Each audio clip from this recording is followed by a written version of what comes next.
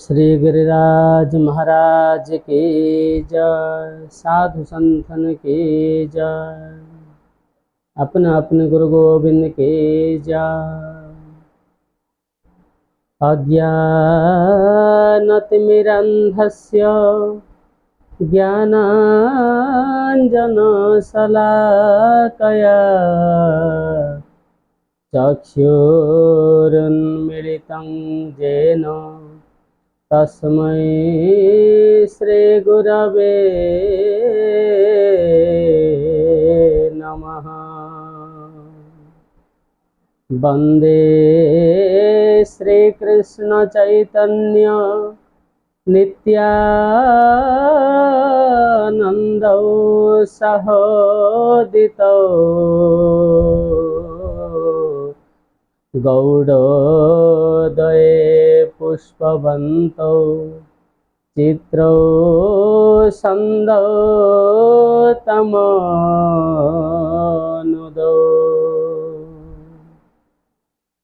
सच्चिदानन्दरूपाय विश्वोत्पत्त्यादिहेतवे तापत्रय विनाशाय श्रीकृष्णाय वयं नमः। समाश्रिता जे पदपल्लवप्लवम्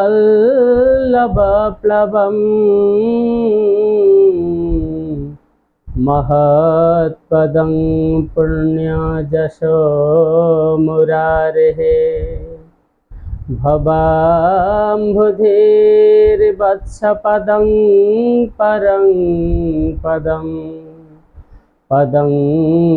पदं यद्विपदं न तेषां त्वमादिदेवं करुणानिधानं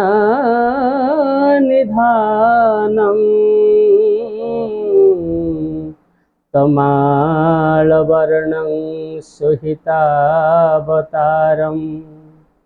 अपार संसार समुद्रसेतुं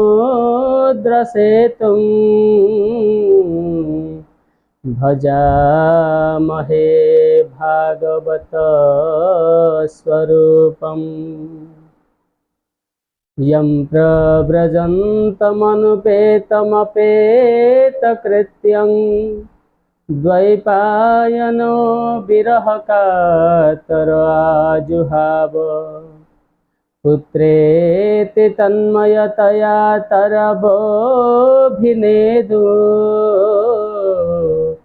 स्तं सर्वभूतहृदयं मुनिमानतोऽस्मि। नारायणं नमस्कृत्य नरं चैव नरोत्तमं देवीं सरस्वतीं व्यासं ततो जयमुदीरयेत्।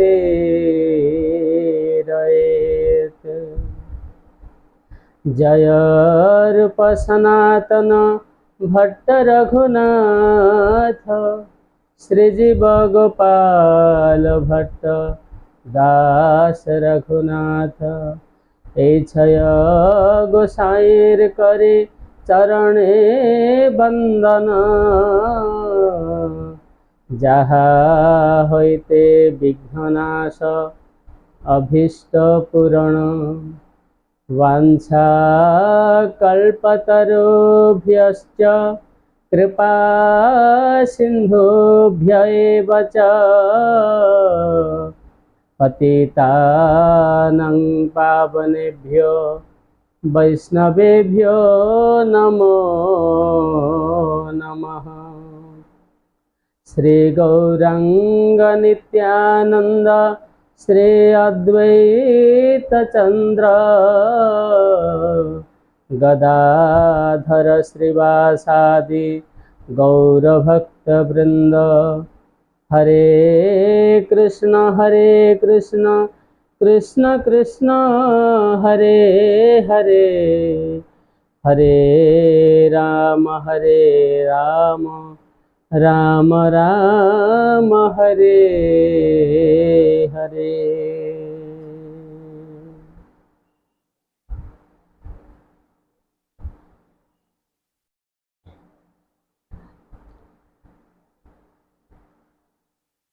हरि शरणं श्री गौरकृष्ण प्रेमदाता परमाराध्य मदीय नित्यलीला प्रविष्ट श्रील गुरुदेवंक अभयचरणारविंदरे यदासर अनंतकोटि दंडवत प्रणाम।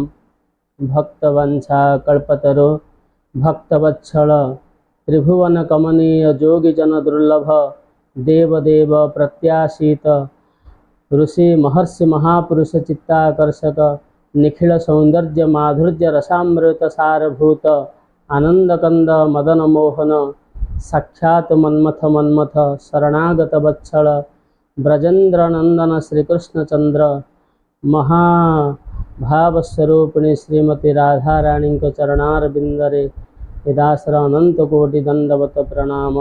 स्वभजन विभजन प्रयोजनावतार कलिजुग पावन अवतार भगवान श्री कृष्ण चैतन्य महाप्रभु का अभय चरण रे यदासर अनंत कोटि दंडवत परम पूज्य षड्गोस्वामी तथा अनंत कोटि वैष्णव वृंद का चरणारविंदरे अनंत कोटि दंडवत उपस्थित भगवत रस पिपासु सुधीवृंद भगवती स्वरूपिणी मातृमंडली भगवान श्री हरिंक महति कृपारु पूज्य संत ब्राह्मणों मंगलमय उपस्थित रे आम्भमान मानव जीवन सर्वोत्कृष्ट फल सत्संग श्रीमद् भागवत माध्यम रे श्रवण करिवार सुजोग लाभ होइछि। वास्तव रे मनुष्य जन्म लाभ करी यदि भगवानंकर गुणगान न करा जाए भगवानंक प्रति यदि प्रीति न रखा जाए तेबे एही मानव जन्म संपूर्ण रूपे वृथा हो जाए। तेबे आम्भे माने आज देवर्षि नारदंकर भगवान वेदव्यासंक प्रति जो अपार करुणा सही विषय रे आमे आलोकपात करिबा। वास्तव रे संसार रे भगवानंकर अवतार स्वरूप ये जो कारक पुरुष माने जेपरी देवर्षि नारद कथा कहिबा। देवर्षि नारद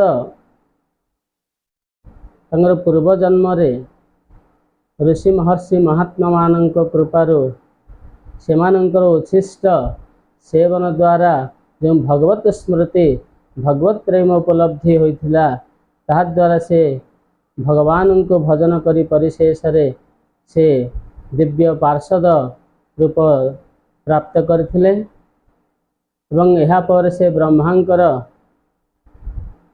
शरीर रे विलीन हो महाप्रलय पर से पुनः ब्रह्मांकर मनर उत्पन्न हेले। एहिपरि देवर्षि नारद समग्र त्रिभुवन रे विचरण करती हरिगुण गान करिकी निजर वीणा यंत्र द्वारा सर्वत्र विचरण करी से भगवानंकर गुणगान करी करी निजको आत्मतृप्ति करती तथा जगतवासी को मध्य हरिलीला द्वारा हरिकथा श्रवण करके से समस्त को विमुग्ध करते। एहिपरि देवर्षि नारदंकर दिव्य चरित आमे श्रवण करथिले। आज देखिबा देवर्षि नारद किपरि भगवान वेदव्यासंकर असंतोष को दूरीभूत करथिले। देवर्षि नारद समस्त वेद रचना कले एवं पुराण रचना कले उपपुराण रचना कले एपर अनेक शास्त्र वेद वेदांत सह सबकिछि से रचना कले जीवर मंगल पई। देखिले कलिजुगरे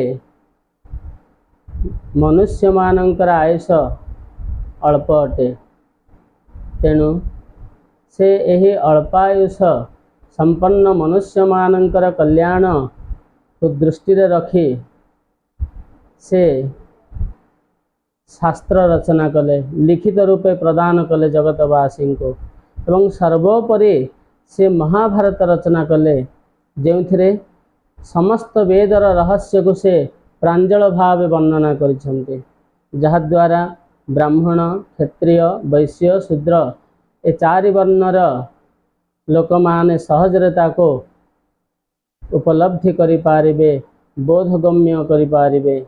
एही हेतु देवर्षि हेतु भगवान वेदव्यास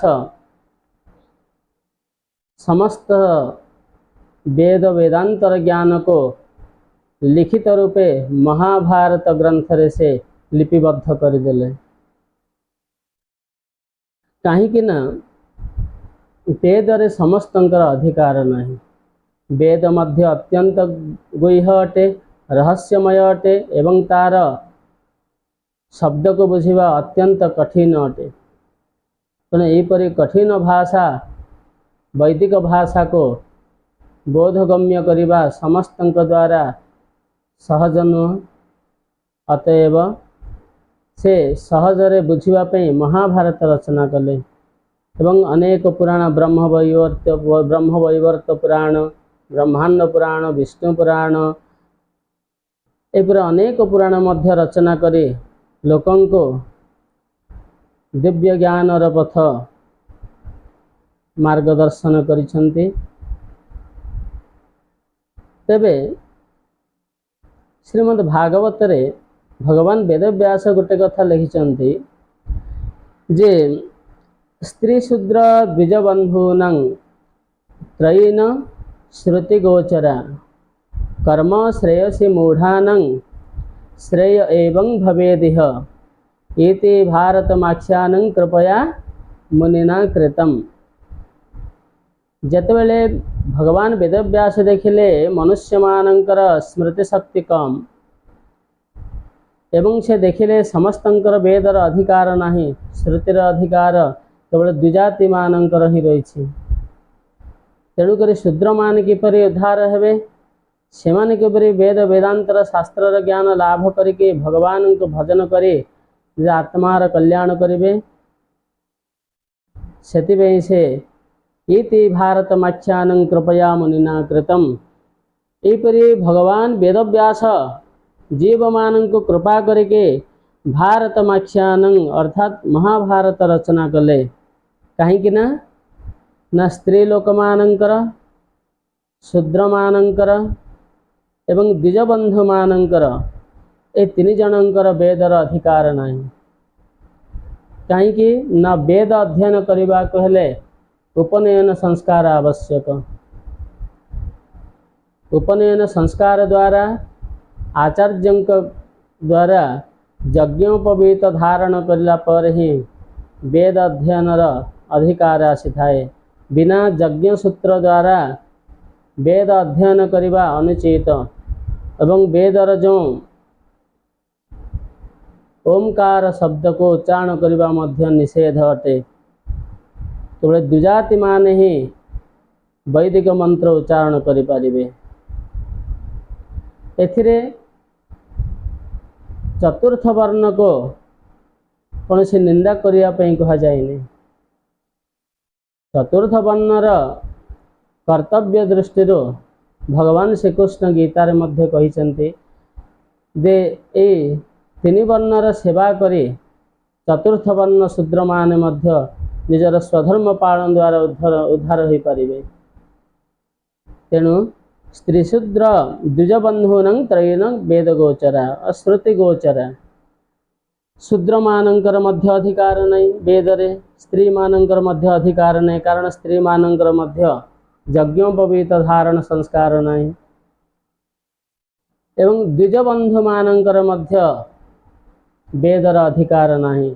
द्विजबंधु माने किए ना द्विजबंधु माने होछे ब्राह्मण होइके मध्य यज्ञोपवीत धारण करके जे गायत्री मंत्र जप करेनी। ब्राह्मण व्रतोपनयन संस्कार पर प्रतिदिन स्नान सारी नित्य कर्म अवसर रे से गायत्री मंत्र जहाँ ब्रह्म गायत्री मध्य कहा जाए ये गायत्री मंत्र को जप करने उचित। ओम भूर्भुव ये जो गायत्री मंत्र रही यह जप करने ब्राह्मणर परम कर्तव्य अटे। यदि ब्राह्मण जदि यज्ञोपवीत धारण कर गायत्री मंत्र जदि जपन कला तेबे ताको द्विजबंधु कहा जाए। यहीपरि ब्राह्मणर मध्य वेदर अधिकार नाही। तेणुकरी भगवान वेदव्यास कर्म श्रेयसी मूढ़ानं श्रेय एवं भवेदिह मूढ़ मानंकर मूर्ख मानंकर अज्ञानी मानंकर अज्ञान जनंकर कल्याण पाई श्रेय पाई से यही महाभारत ग्रंथ रचना करथिले जे होची विश्वर सर्वबृहत इतिहास ग्रंथ। जेपरी कथारे कहा जाए जहाँ नहीं भारते ताहा नहीं जगते। महाभारत रे जहाँ नहीं ताहा जगत रे कौन से शास्त्र रे खोजिले मध्य मिलिबनी। तार अर्थ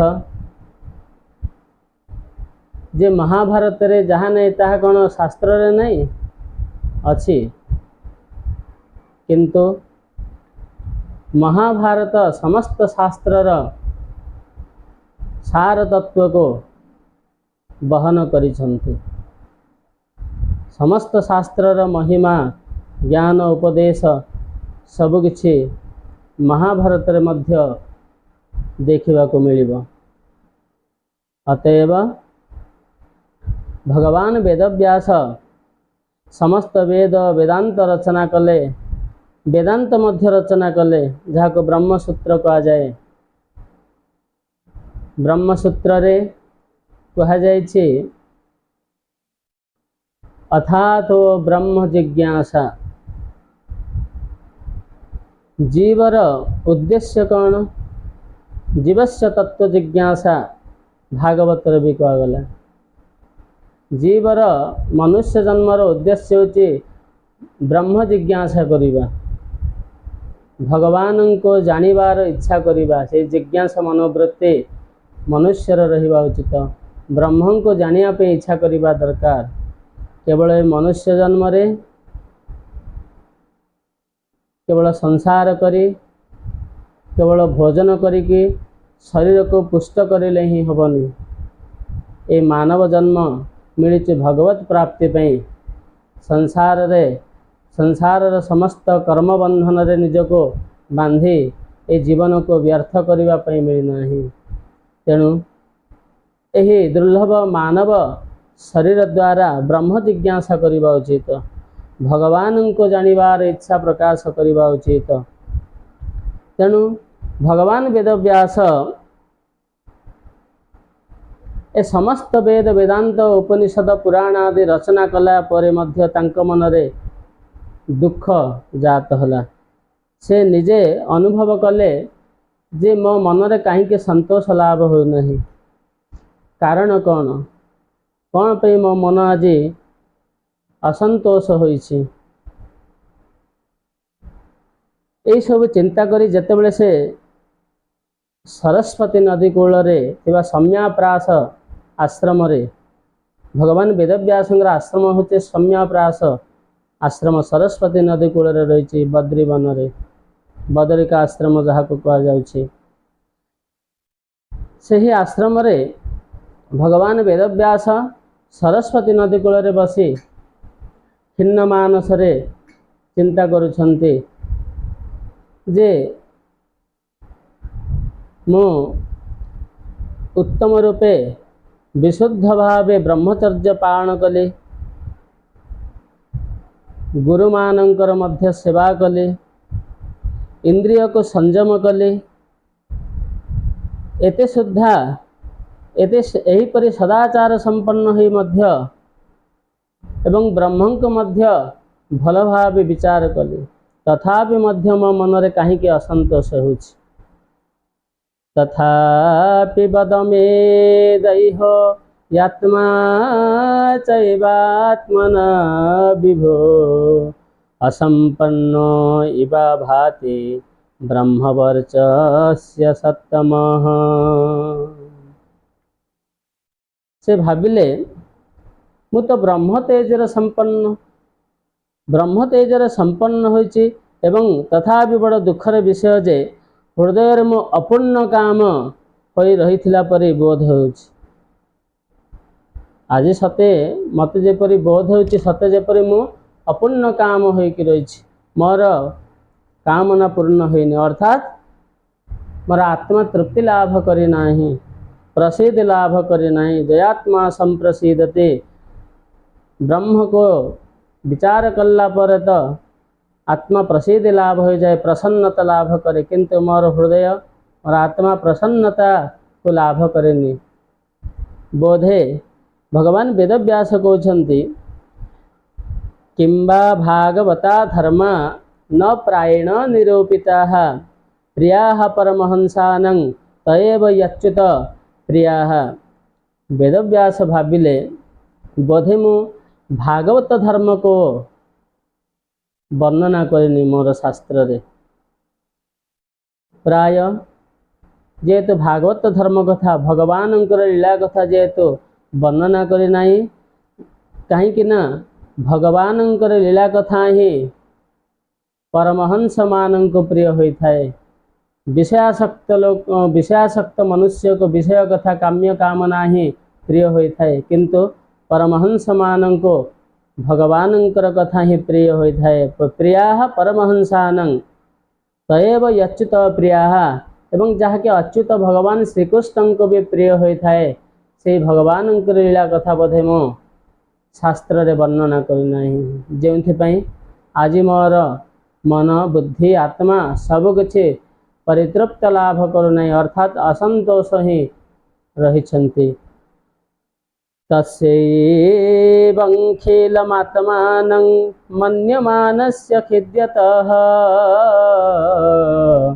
कृष्णस्य नारदोऽभ्यागादाश्रमं प्रागुदाहृतम्। जेतेबेले से एहीपरि निजर मन को तस्यैव खिलमात्मानं मन्यमानस्य खिद्यतः,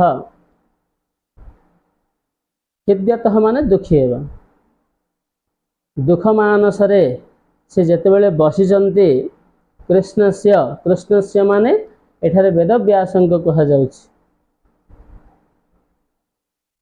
वेदव्यासंकर अन्य नाम होचे श्री कृष्ण द्वैपायन वेदव्यास। भगवान वेदव्यासंकर रूप कृष्णंकर अंग कांति तुल्य, कृष्णंकर शरीरर वर्ण जहा भगवान वेदव्यासंकर शरीरर रंग मध्यतः। कृष्णस्य नारद अभ्यागात आश्रमं प्रागुदाहृतम। ए समय रे भगवान देवर्षि नारदासे तंका आश्रम रे पहुँचले। जेतेबेले से आश्रम रे पहुँचले भगवान देवर्षि नारद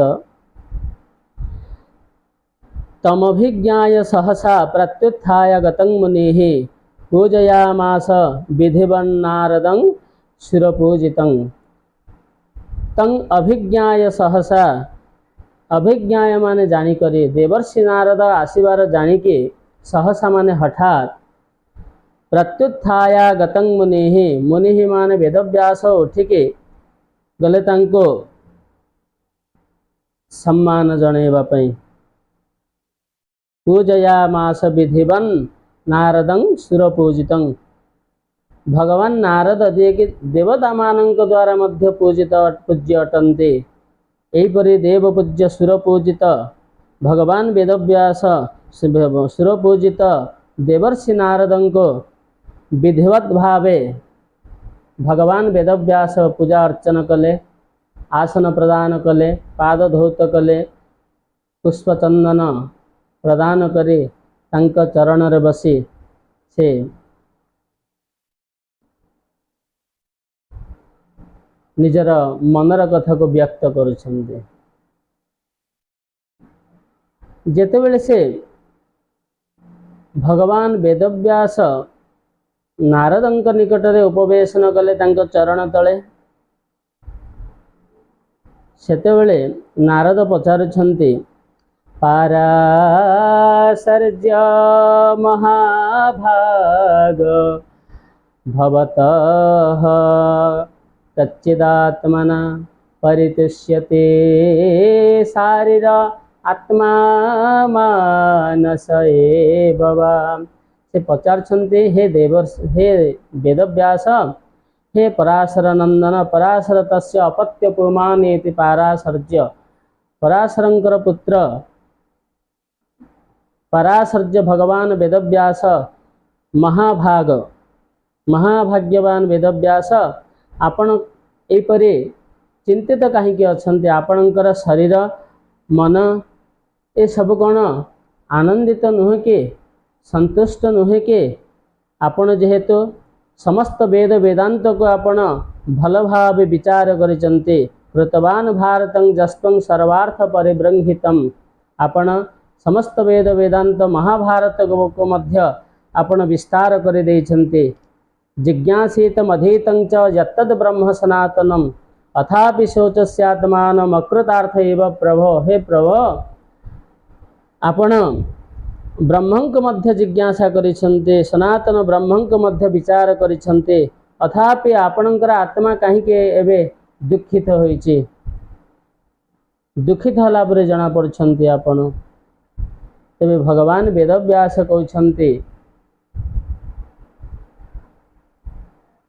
जे अस्त्येव मे सर्वमिदं त्वयोक्तं तथापि नात्मा परितुष्यते मे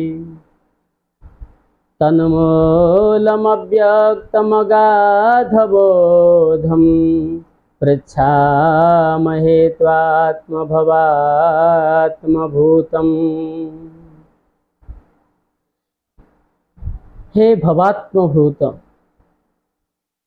भवात्मभूत माने भव माने ब्रह्मा ब्रह्मांकर पुत्र देवर्षि नारद नारदंक कहउछन्ति हे देवर्षि नारद आपण जहा कहले ताहा सत्य अटे तयोक्तम त्वया उक्तं तयोक्तं आपणक द्वारा जहा भी किछि कहा गला वास्तव रे ताहा सत्य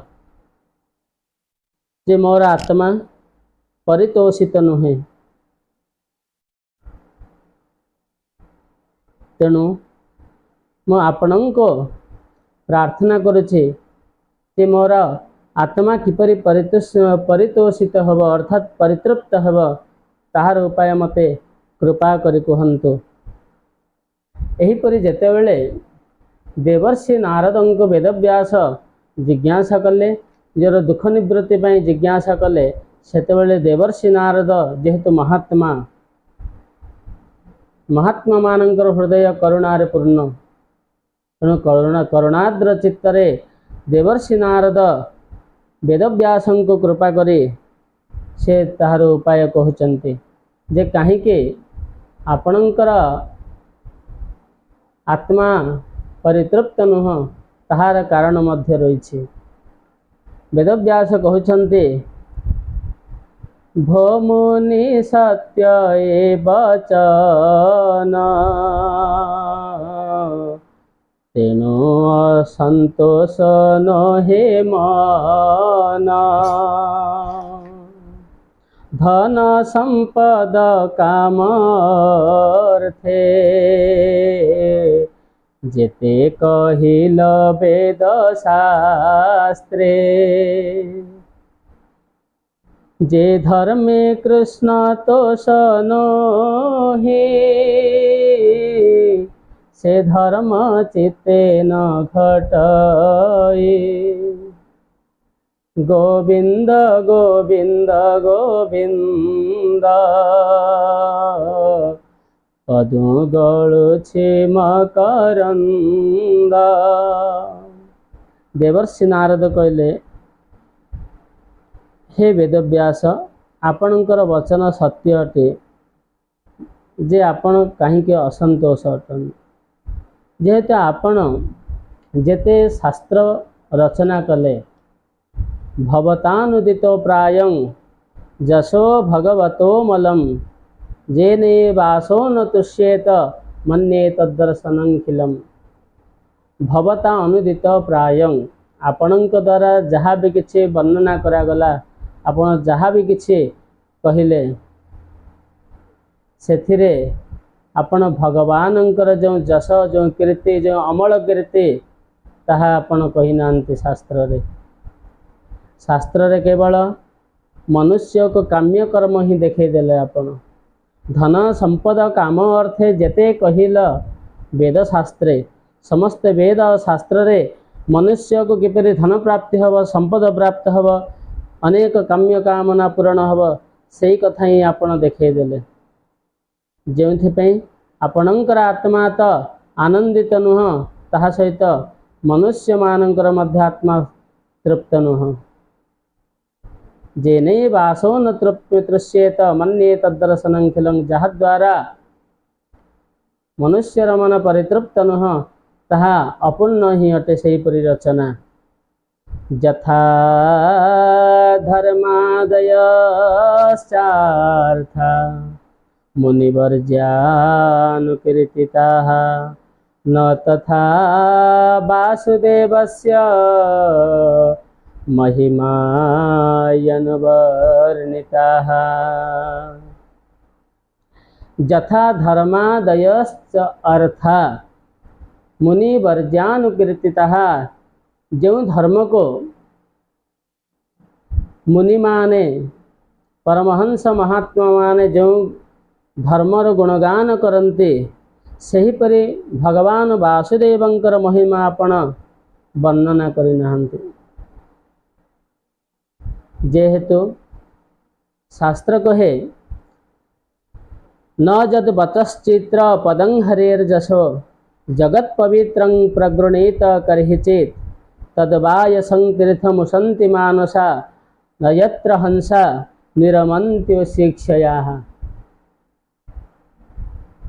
वास्तव रे जो न जद बचश्चित्र पदं हरेर्जस जो रचना रे जेते से विचित्र होना कहीं जेते चमत्कार भाव से रचना रचित होना कहीं जदि से भगवान श्री हरिंकर गुणगान करा जाहि नहीं जहा कि जगत को पवित्र करिबा वाला अटे जदि सही परि भगवानंकर गुणगान करा जाहि नहीं सही शास्त्र रे ताको काक तीर्थ कहन्ति तद्वायसं तीर्थमुसन्ति मानसा न यत्र हंसा निरमन्त्यो शिक्षयाः। सही परि शास्त्र होचे काक तीर्थ समान अर्थात काक तीर्थ माने जेपरि आमर ओडिया भागवत रे जगन्नाथ दास कहउछन्ते जे बाणी जगत तारिणी ता छाड़ी अन्य जेबे भणी ताहा को बोली काकबाणी जही गोविंदं को न शोणी निश्चय काक तीर्थ से ही से जले के बगाही परमहंस मनु मेले परमहंस मुनि मेले जे जानते पुण्य तीर्थ कोले। से कहते भगवानंकर वाणी जगत को उद्धार करने होई थाए ता छाड़ जे अन्य कथार जे भाषी थाए ताहाको काकवाणी कहा जाए अर्थात ताहाको काक तीर्थ कहा जाए। काउ जेपरि अशुद्ध स्थान रही अशुद्ध खाद्य को ग्रहण करी से निजको तृप्त होला परि मन करे ठीक से परि विषयासक्त लोक माने विषय बंधन रे बांधी हुई विषय को भुंजे से माने निजको तृप्ति लाभ करिवा परि बोध करन्ते किंतु एही परि कथारे एहीपरि वाणी रे परमहंस माने परब्रह्मंक धाम रे विचरण करुथिबा परमहंस माने एहीपरि वाणी को पसंद करन्ति नाही। एहीपरि वाणी रे सेमाने रमण करन्ति नाही। नयत्र हंसः निरमन्ति शिक्षयाः। तेणु परमहंस माने एहीपरि वाणी रे सेमाने अवगाहन करन्ति नाही। तेणुकरी तद्वाग विसर्ग जनताघ विप्लव जस्मिन् प्रतिश्लोकम अबद्धवत्यपि नामान्यनन्तस्य जसोंकितानि यत् शृण्वन्ति गायन्ति गृह्णन्ति साधवः। तेणु देवर्षि नारद कहते हे वेदव्यास तद्वाग विसर्ग सहीपरि वाणी ताहा कौन से छंद द्वारा अलंकार द्वारा मध्य रचित न हो किंतु जो वाणी द्वारा जनतार समस्त पाप को धोइबार समर्थ रही जस्मिन् प्रतिश्लोकम अबद्धवत्यपि जोठारे प्रत्येक श्लोक विविध छंद अलंकार द्वारा मध्य व्याकरणर नियम द्वारा मध्य जदि रचना होय नहीं तथापि मध्य सहीपरि वाणी जदि जगत को पवित्र करि पारे जीवर हृदय को आनंद जदि प्रदान करि पारे विदग्ध करि पारे आत्मा को नामानि अनंतस्य जसंकितानि जोथिरे अनंत भगवान श्री कृष्णंकर नाम अंकित होई अछि सहीपरि वाणी को परमहंस माने श्रवण करन्ति एवं ताहाको गान भी करन्ति कीर्तन भी करन्ति एवं तांको ग्रहण करन्ति के सर्वे ना साधवः साधु पुरुष माने एहीपरि वाणी को ही पसंद करन्ति किंतु जेहिथिरे जेते छंद अलंकार व्याकरणर विद्वत्ता प्रकाश करी मध्य शास्त्र रचना कले मध्य जेथिरे भगवानଙ୍କର जश गुण कीर्तित होइनी सहीपरि वाणी को परमहंस माने आनंद रूपे ग्रहण करते नहीं अर्थात से सेमाने रमण करते नहीं वा पसंद करते नहीं। एहीपरि भगवान वेदव्यास को देवर्षि नारद उपदेश करछन्ते एवं यह पर बड़ विषय बड़ महत्वपूर्ण कथा भगवान वेदव्यास को कहते देवर्षि नारद जे नैष्कर्म्यमप्य चित्तभाव वर्जितं न शोभते ज्ञानमलं निरंजनम कुतः पुनः सस्वदभद्रमीश्वरे न चार्पितं क्रम यदप्य कारणम। से कहते नैष्कर्म्यं अपि अच्युत भाव वर्जितं यदि कौन सी मनुष्य निष्काम भाव मध्य कौन सी कर्म भी करे बा कौन सी धर्म भी आचरण करे निष्काम भावे कामना शून्य हुए किंतु जदि ताहा अच्युत भाव वर्जित होता है अर्थात यदि भगवान ठारे यदि भाव नाही भक्ति नाही तबे एहीपरि ज्ञान मध्य भगवान को शोभा दिएनी। कुतः पुनः शाश्वत अभद्र मीश्वरे न च अर्पितं कर्म यदप्य कारणम। तेणु भगवत भक्ति युक्त हो निजर सकल कर्म तथा शास्त्राभ्यास करने आवश्यक। भक्तियुक्त कर्म अज्ञान अनंत फल प्रदान करिथाए। जो कर्म कामनासक्त भोग कामनासक्त हो करा जाए ताहा कर्ता को जन्म मृत्यु आवर्तरे पकाई दिए। कारण यदि कौन सी कर्म कामना युक्त हो करा जाए से साधक को जन्म मृत्यु चक्र रे पुणी पकईदेव कहीं ना कर्मर फल भोग करने को पड़ो समस्त जीव को। कर्म फल भोग न होगा पर्यंत जीवर मोक्ष प्राप्ति नहीं। तेबे कर्मफल को विनाश करने केवल एकमात्र उपाय होचे भगवान चरण रे विशुद्ध भक्ति आचरण करवा। साधु संग करी साधु मुखर भगवान कथा श्रवण करी यदि भगवान नाम जप कीर्तन आदि करा जाए तेबे जन्म जन्मर अनंत कोटि पाप धोई हुई इह जन्म रे ही भगवान कृपा द्वारा साधुगुरु वैष्णव कृपा द्वारा सही जीव निर्मल चित्त हो भगवान को प्राप्त करि पारे। तेणुकरी निष्काम कर्म हेले सुधा जदि भगवान ठारे जदि भाव शून्य होता है सही कर्म जीव को जन्म मृत्यु जन्म बंधन रे ही पकईवाई कारण होता है। तेणु जो सत्कर्म करा जाए ता भगवान को अर्पण पूर्वक करा जाए। भगवत अर्पित कर्म करने द्वारा जीव कर्म फलर मुक्त हो कर्म बंधन मुक्त हो से सर्वोपरि जन्म मृत्यु चक्र मोक्ष लाभ करी भगवान चरण लाभ करि पारिबा।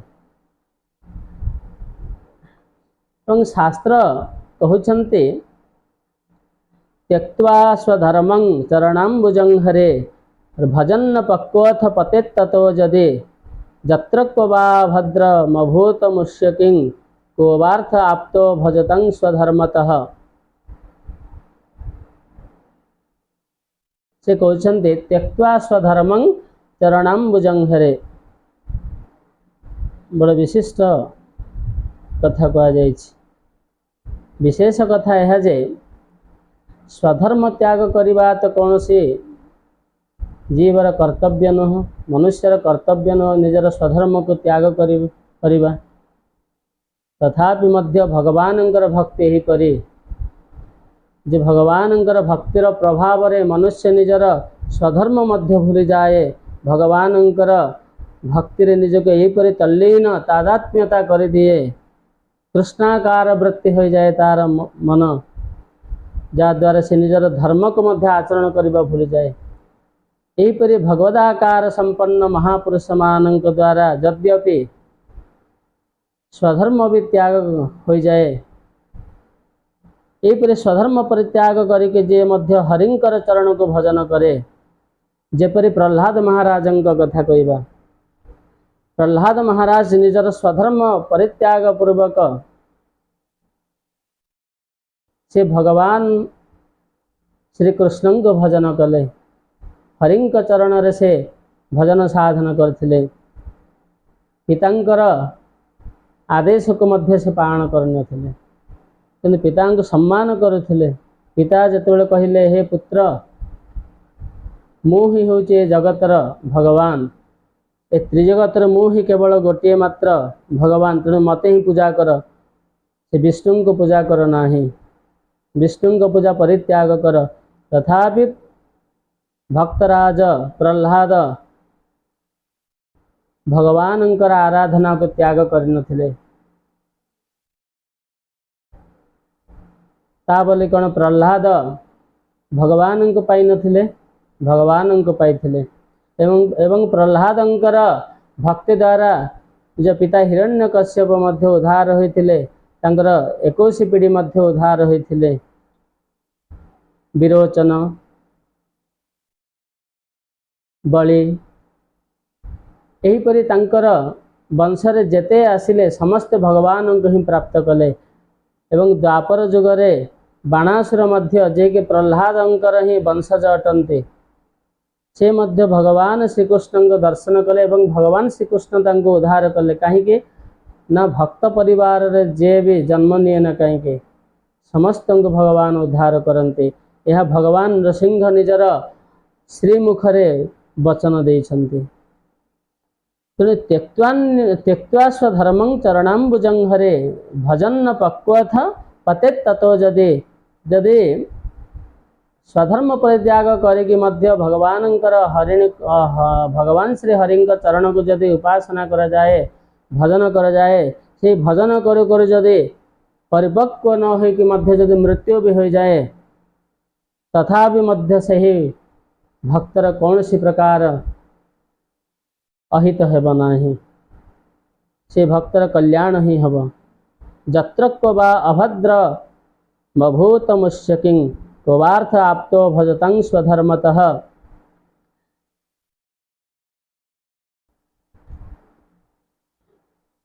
तेणु एहीपरि भक्तंकर मृत्यु पर मध्य अमंगल व अशुभ होई न थाए।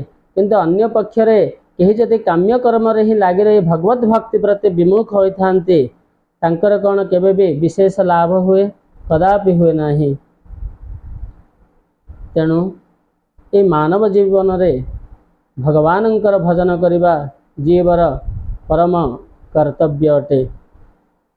जे पुण्य वेद मार्गे करे निर्मल चित्ते फल धरे हरि को न कले अर्पण से सर्व फल अकारण।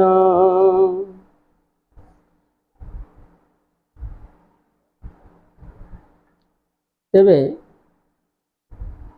जगन्नाथ दास मध्य कथा को सहमति दे कहते जे प्राणी निज धर्म तेजे हरि चरणे दृढ़े भजे भजू मरई जेबे दुखे केबे ही न पड़े नरके। यद्यपि कौनसी मनुष्य स्वधर्म त्याग करके भगवान को भजन करे, स्वधर्म त्याग करवा तो मनुष्यर कर्तव्य न, किंतु भगवान को भजन करू करू जर स्वधर्म मध्य पालन करिवार मनोवृत्ति ताहा भी स्वतः प्रवृत्त चली जाए थाए। सर्वत्र केवल केवल भगवान ही परिदृश्य हुअन्ति, भगवान ही सर्वत्र देखा जाते एवं भगवानमय हो जाए ये मन, जाद्वारा से निजर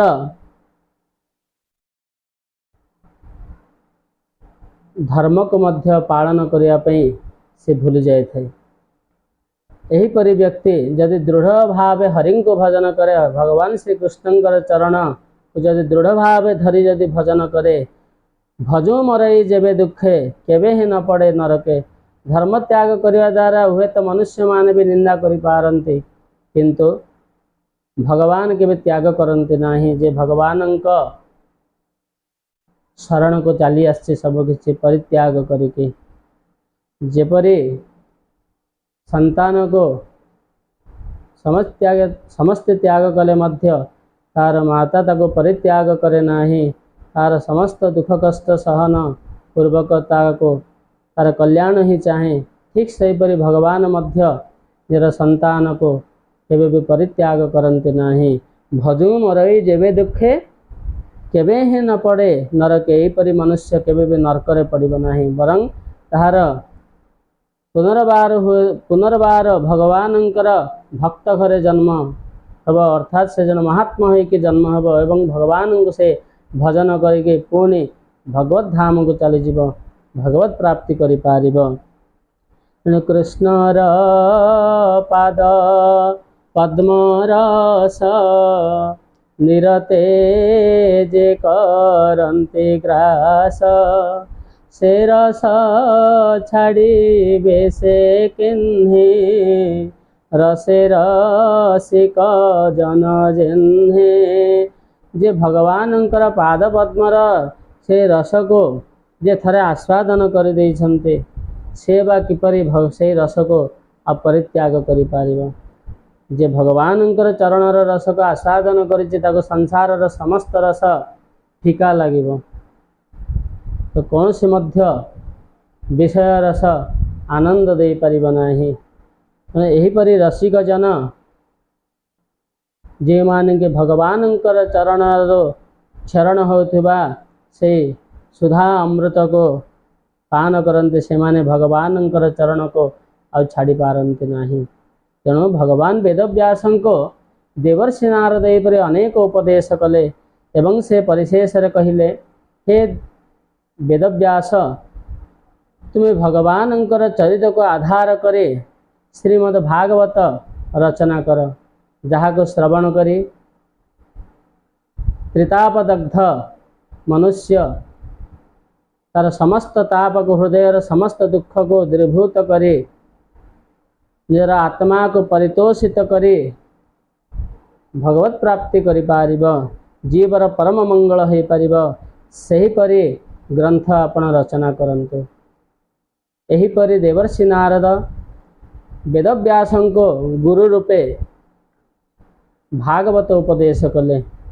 जो चतुश्लोकी भागवत भगवान नारायण ब्रह्मा को देइथिले एवं से भागवत उपदेश ब्रह्मा निजर पुत्र देवर्षि नारद को करथिले एवं देवर्षि नारद निजर शिष्य भगवान वेदव्यास को उपदेश करथिले। एहिपरि भगवान वेदव्यास निजर भागवत को निजर पुत्र सुखदेव गोस्वामी को से उपदेश करथिले। एहिपरि शास्त्र ज्ञान वेद वेदांत गुरु परंपरा क्रमे प्राप्त होता है। तेणु गुरु परंपरा क्रमे प्राप्त होता ज्ञान ही वास्तव ज्ञान विशुद्ध ज्ञान सद्ज्ञान अटे। मनमुखी ज्ञान केवे भी सद्ज्ञान नुह एवं से जीवर मंगल पाई उद्दिष्ट नुह। तेणुक परंपरा प्राप्त सत संप्रदाय तो जो ज्ञान प्राप्त हुए यही पर ज्ञान ही जीव को मंगल दिशा रे नहीं तार मंगल करि पारिब। अतएव सर्वोपरि देवर्षि नारद भगवान वेदव्यास को यही उपदेश कले जे आपण भगवानंकर चरित को आधार करे तांकर लीला कथा को आधार करे रचना करंतु श्रीमद् भागवत। यही पर उपदेश दे देवर्षि नारद सम्याप्राशाश्रम विदाय नेले।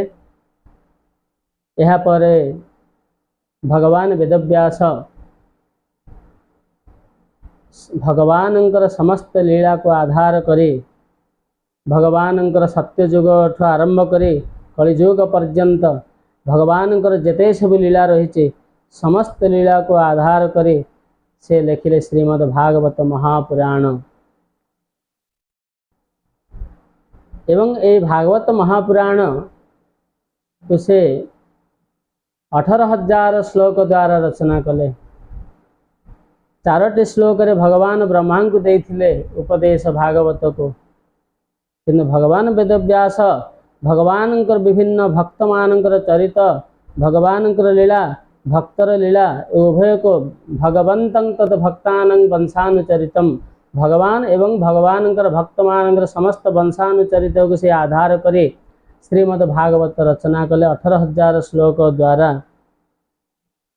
यहीपरि भागवत को रचना करी परिशेष देव भगवान वेदव्यास आनंद लाभ करथिले। तांकर आत्मा प्रसिद्धि लाभ करथिला प्रसन्न होइथिला। तेणु कलियुग पे श्रीमद् भागवत ही एकमात्र ग्रंथ जहाँकि जीव को परम कल्याण मार्ग दे पारिब। जत्र धर्म ज्ञान जत्र ज्ञान धर्म जत्र ज्ञान विराग भक्ति सहित नैष्कर्म्यं आविष्कृतं जोठारे भक्ति ज्ञान वैराग्य निष्काम कर्म वर्णना होइचे से होचे श्रीमद् भागवत। एवं जद वैष्णवानां धनम ये श्रीमद् भागवत होचे वैष्णव मानकर परम धन अटे साधु महात्मा मानकर परम धन अटे। चारि वैष्णव संप्रदाय क्षेत्र रे अत्यंत आदृत अटे। सर्वोपरि विश्वर समस्त जनमानस रे मध्य परम आदृत अटे। समस्त श्रीमद् भागवत को आदरर सहित अध्ययन करते एवं आदरर सहित अध्ययन करने द्वारा जीवर परम कल्याण हुए। भगवान श्री कृष्ण चरण रे विशुद्ध भक्ति जात हुए। जेहेतु भागवतर प्रतिपाद्य विषय होचंदे भगवान श्री कृष्णचंद्र। बोले श्री कृष्णचंद्र भगवान की जय। साधु संतन की जय। आज भगवान वेदव्यासंकर आत्मा को जो संतोष लाभ है देवर्षि नारदं कृपारो यही कथा को आम आलोचना कले एवं एतिकिरे ए कथा को विश्राम देवा एवं भगवानंकर किछि गुणगान करिवा। गोविंद जय जय गोपाल जय जय राधारमण हरि गोविंद जय जय गोविंद जय जय गोपाल जय जय राधारमण हरि गोविंद जय जय गोविंद जय जय गोपाल जय जय राधा रमण हरि गोविंद जय जय। हरे कृष्ण कृष्ण कृष्ण हरे हरे, हरे राम राम राम हरे हरे। निताय गौर प्रेमानंदे हरि हरि बोल। गिरिराज महाराज की जय।